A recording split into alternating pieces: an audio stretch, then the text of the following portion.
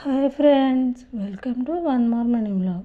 ఈరోజు మనం రెగ్యులర్గా కాకుండా కొంచెం వెరైటీగా చికెన్ చేద్దామా.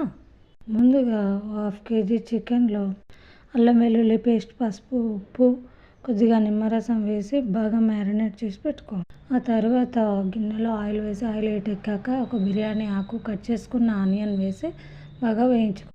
ఆ తర్వాత ముందుగా మనం మ్యారినేట్ చేసి పెట్టుకున్న చికెన్ని వేసి మూత పెట్టి ఉడికించుకోవాలి. చికెన్ బాగా ఉడికేలోపు పచ్చిమిర్చి 2 నిమిషాలు వాటర్లో ఉడికించుకున్న పాలకూరని మిక్సీ జార్లో వేసి మిక్సీ పట్టుకో. ఇప్పుడు ఆ పేస్ట్ని ఇచ్చి కొద్దిగా వాటర్ మరియు సాల్ట్ వేసి ఉడికించుకోవాలి.